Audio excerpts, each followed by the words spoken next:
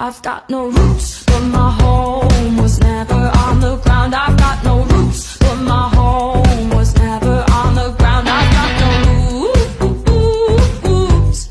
I've got no roots. I've got no roots, but my home.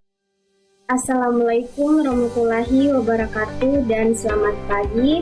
Perkenalkan, nama saya Cecilia Rampolabi dengan nomor induk mahasiswa 2304411855 selaku moderator dari kelompok 7, dan teman-teman saya dari kelompok 7 ada Saron Asariel dengan NIM akhir 810, kemudian ada Desri Bandi dengan NIM akhir 210, ada Siska dengan NIM akhir 837, dan yang terakhir ada Atisa dengan NIM akhir 834. Kami dari kelompok 7 akan memaparkan materi dengan judul pengambilan sampel probabilitas atau memahami kekuatan data acak.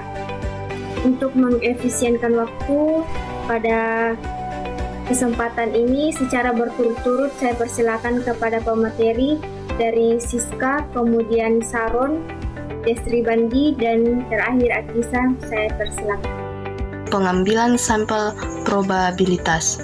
Dalam penelitian, pengambilan sampel probabilitas adalah metode kunci untuk memilih sampel dari suatu populasi sehingga setiap anggota populasi memiliki peluang yang diketahui dan tidak nol untuk terpilih.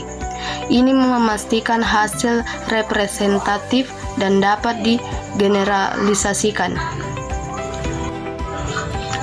Lalu, mengapa pengambilan sampel probabilitas penting? 1. Representativitas, memastikan sampel secara akurat mencerminkan karakteristik populasi yang lebih besar. Kedua, generalisasi, memungkinkan peneliti untuk menarik kesimpulan yang berlaku untuk seluruh populasi. Ketiga, meminimalkan bias, mengurangi resiko bias dalam pemilihan sampel sehingga hasil lebih objek. Yang terakhir, akurasi statistik, mendukung penggunaan metode statistik inferensial untuk analisis data. Metode pengambilan sampel acak sederhana. Deskripsi, setiap anggota populasi memiliki peluang yang sama dan independen untuk terpilih. Ini adalah bentuk paling dasar dari pengambilan sampel probabilitas. Contohnya, memiliki 100 nama secara acak dari daftar 10.000 karyawan menggunakan generator angka acak. Keuntungannya, yang pertama, mudah dipahami dan diterapkan. Yang kedua, menghasilkan sampel yang sangat representatif. Kekurangannya, yang pertama, mungkin tidak efisien untuk populasi besar atau tersebar. Yang kedua, membutuhkan daftar populasi yang lengkap. Metode pengambilan aspek acak sistematis. Memilih titik awal acak, lalu memilih setiap anggota N dari daftar populasi. Ini adalah pendekatan yang lebih terstruktur daripada pengambilan sampel acak sederhana. Contoh, jika ingin memilih 50 dari 500 orang, pilih setiap orang ke-10 setelah titik awal acak. Misalnya, orang ketiga, orang ke-13, orang ke-23, dan seterusnya. Keuntungan lebih sederhana dan cepat daripada pengambilan aspek acak sederhana untuk populer besar, memastikan cakupan populasi yang merata. Saya Tisa, di sini saya akan menjelaskan tentang metode pengambilan sampel acak atau berstrata. Pertama itu deskripsi.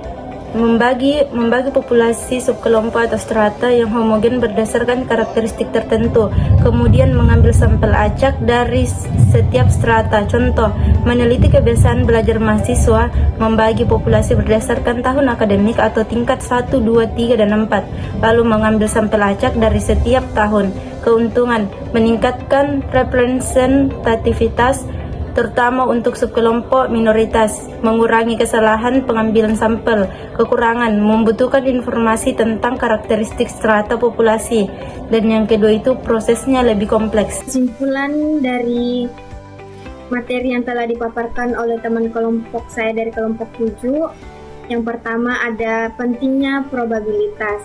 Pengambilan sampel probabilitas adalah fondasi untuk penelitian yang valid dan dapat digeneralisasikan, memastikan keakuratan dan objektivitas.